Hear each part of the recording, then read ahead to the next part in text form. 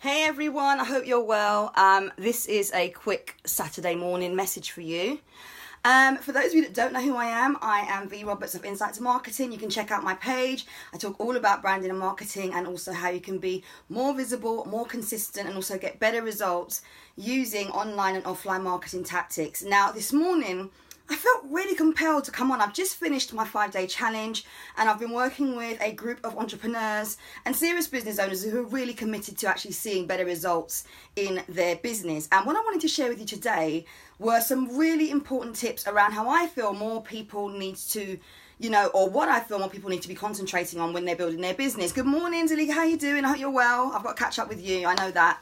And by the way, guys, go and check out Zalika's podcast when it comes out. Zilly, put the link in if you want to. Morning, Chantal, how you doing? So I wanted to talk to you this morning about some key points, and please do share this for anyone who's in business, because this is something that I know holds a lot of business owners back. Right now, I've been in business for just over 5.5 years, and when I started my business, I started on £100, right? So I never had the swanky images, I never had money for photography, I never had a swish design on my website, I never even had a Facebook page, I didn't have a team, I had nothing, right? I started from £100, okay? And what I want to share today is a little bit controversial, and I know that many people will say that actually, you have to show up polished, you've got to have this website, you've got to have this and that. But let me share something with you, especially if you are a creative or someone who manages more than one business, okay? There are 4 key things in my eyes that have helped me to build my business, okay? And I'm going to share some tips with you today. So just give me number 1 in the box if you're ready to hear what those tips are. And I'm going to fire off with the tips that I really hope will empower someone today, right? Because I've been working for the last 5 days in a group, and in that group,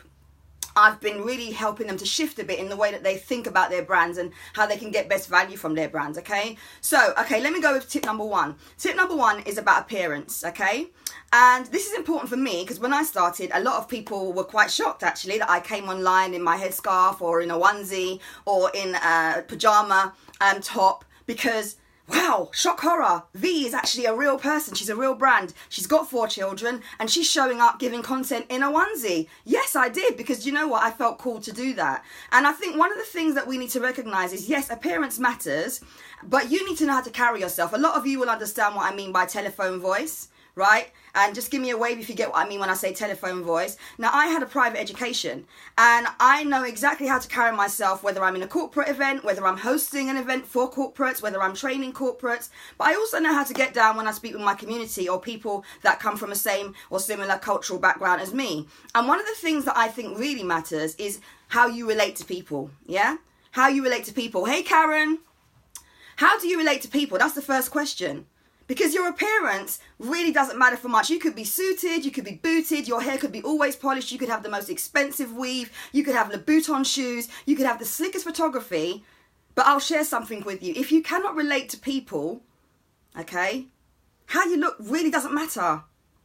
All right? Let me know if you agree with me, or let me know if you want to share your personal experiences of this. If you can't relate to people, doesn't matter how expensive your attire is or how you look on the outside, people buy people. They don't buy your clothes, okay? So I am a branding expert. That's how I've been branded. I've also just been recently nominated Social Media Entrepreneur of the Year. And I've also been, thank you Mavis and your team, nominated for Be Mogul, right? And I've got over 15 awards now, okay? One of them is, I'll announce shortly, right? But I want to say something to you. When I started my business, I wasn't image conscious at all. I just knew that what I had to share with the world was what I was called to do.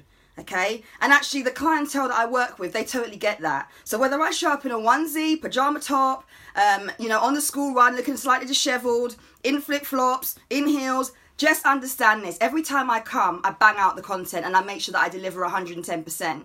If you've ever worked with me on a free course, if you've ever paid for me for my services, 99% of you, I'm sure, will agree that I deliver content, right? So I want to share with anyone who's in a creative industry. Maybe you don't have time to always look polished. Maybe you don't have a big budget. Maybe you don't know anyone that can help you to look amazing 7 days of the week. It's absolutely fine. If you offer value and you bring results, please share this out because I know someone needs to hear it today. Don't procrastinate over why you're not launching. Everything doesn't need to look polished. Remember, we have a lot of experts experts out here telling you their ideal, right? And remember, it's about your brand and you as a brand connecting with your ideal clients, not theirs, yours. So if you're not in the industry of personal styling and you're not in makeup, for example, or you're not into hairdressing, or you're not into something that's image related, let me break it down for you. No one actually cares. And I'll tell you why I believe this. I believe this because there are many influencers and big, huge brands that rock up with wet hair after coming out of the shower, that show you their sweaty face in the gym. But of course, appearance does matter, because if they go on stage, they're not going on stage like that. And that's exactly how I run my business, right? That's exactly how I run my business. So when I go on stage, I'm never going to go on stage with a headscarf. Never. Never that. I'm never going to go on in a onesie. I'm never going to go on in my pajama top, okay? But understand this. If I've got something to share with you, I'm not going to delay getting my eyebrows done and, you know, putting on lipstick if what I've got to share is going to empower somebody, because I know what I'm here to do. And I'm not in the fashion styling industry. I work with lots of fashion stylists, and believe me, they are killing it in the industry. I could name a few of them right now. Some of them have just launched their businesses and are already engaging with media and getting one-to-one clients. But my message for you today is point number one. It's about appearance, but to a certain degree. You need to know how to show up in your own way, not by anyone else's ideal. And if that means that, you know, you've got people saying to you, oh, you know, you look a bit disheveled. Oh, you know, I remember when I did a live stream in my leopard print onesie. Let me know if any of you remember me doing that. And I remember receiving indirect digs from people that were also in the industry about the fact that they wouldn't do a live stream in a onesie. Who cares? You're not my brand. I'm my brand. And I think what more of us need to understand and appreciate is that as individuals, we are our own brand. So even if you've got me saying to you, this is what you need to do, as I say to my client, is as I'm going to share with you. Yes, I know my stuff, but ultimately it has to rest with you. It has to be something that you are wanting to do yourself. You can't just do like you're a puppet, you know, dangling, waiting for someone to tell you. You have to do what you want to do. It has to come from your soul. If being polished and shiny and made up and is your thing, then good for you, right? But actually, if you're always making cakes, or you're always making creams, or mixing lotions, or, you know, creating stuff, and you're very hands-on in your business, if you're a creative person, you're not always going to have time to look amazing every day of the week, but that should not hold you back from delivering, okay? Now, some of us go to our day jobs looking a wreck, but if we had an interview, we know we're going to polish up for that. And it's exactly the same principle when it comes to running your business, in my eyes. And I've been running my business for a few years, and I've also worked for corporates. I've worked in corporate companies where, believe me, some days I've gone in looking not as hot as I could do. But when I know I've got a really important meeting, although I'm still looking always suited and booted for my employers, when I've got a meeting, I'm going to polish up even more. Let me know if you agree with me on that. Just give me an emoji if what I'm saying is making sense. So point number one is appearance. Don't get over-consumed with this whole appearance hype. People are trying to push their own ideals on you, okay? And I'm sorry if this offends anyone, but this is the reality. Nowadays, people are buying into personalities and humans. They're not buying into, unless they're image conscious themselves, they're not buying into what shoes you're wearing or your designer handbag and how nice your hair looks or where you got your hair from, right? They're not buying into that. They want to know that you can help them solve a problem. And furthermore, what problem do you help them solve? Because I'm not buying anyone's suit and tie when I invest 3,000 plus in a coach for a 3-hour training session. No, I'm not. I want to know that that coach can help me. Yeah? I want to know that you can help me. So let's stop getting over obsessed with this image thing. It is a load of BS. Stop. Yeah? Seriously. Okay, let's just see. I'll see if I can see some comments here. The other thing I want to mention to you is I wrote 4 notes for myself. Content.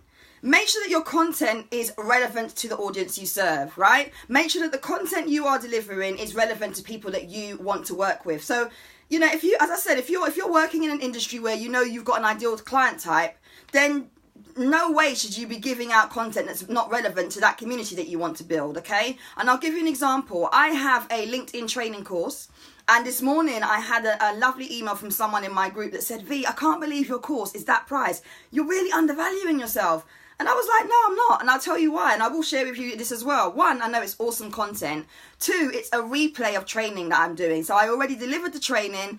And actually all I've done is I've packaged it up and put it into a training course for you to access for £27. And 3, I know the audience I serve. I've got clients that haven't got big budgets. I've got clients that have got huge budgets. I've also got clients that just want me to help them with strategy. And guess what? Each client group has got a different budget. So me doing a course at £27 or me having my £14 planner on pre-order is for people that have low budgets, because I totally get the people that I'm trying to serve. So when you're building products and services and when you're creating content, always have your audience in mind. That is really, really important. Always think about your audience and don't ever come away from that, because the minute you start veering off from that is when you start delivering things that aren't actually going to be relevant to the audience. Understand their problems, understand what it is they need, and then make sure you give them the right solution and that you explain to them how your product or service is going to benefit them. And pricing is something that will actually get a lot of us into trouble. But what I will say to you is this: if you offer more than one product or service, then just make sure your product or service is priced according to the segment that you want to reach, right? Let me know if that makes sense. Give me a thumbs up, because I'm here on a Saturday morning